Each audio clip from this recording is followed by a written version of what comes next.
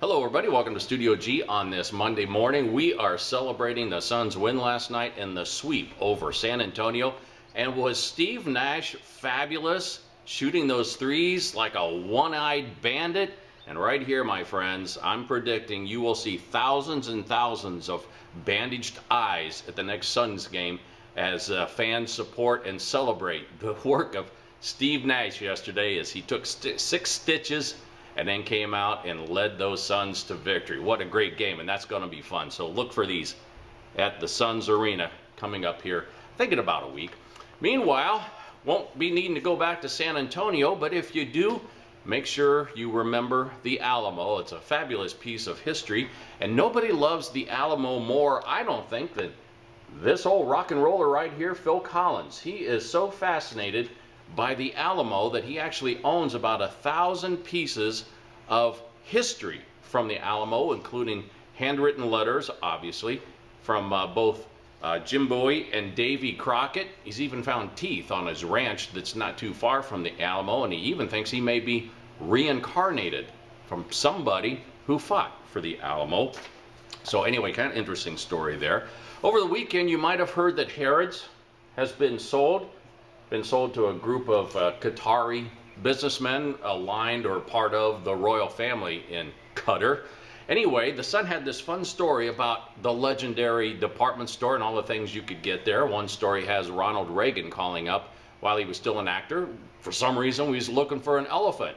Well, the caller, the guy on the other end of the phone, the customer service guy, says, "What kind would that be, sir? Indian or African?" Well, we don't know whether he ever bought one or not. He might have even been looking for a Republican elephant for all I know, but it kind of shows you just how unfazed they would be. No coward went in there and bought an alligator, but my favorite is children's author A.A. Milne, who bought a teddy bear at Harrods and then took it home and gave it to his son, Christopher Robin. And he named it Winnie the Pooh. And I think we know the rest of the story. I have an iPhone. I have an app for that. You know the call from Apple?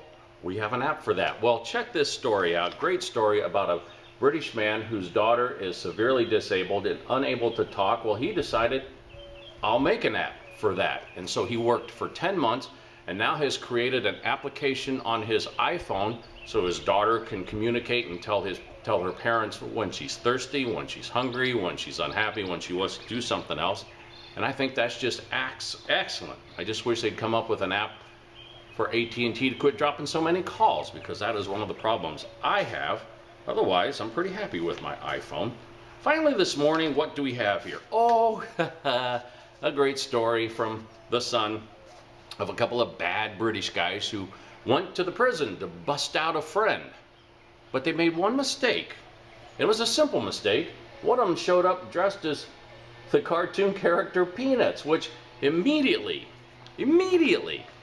put the staff on alert, and sure enough, he was carrying a water pistol gun, and they were there to bust out a buddy. They made a second mistake too.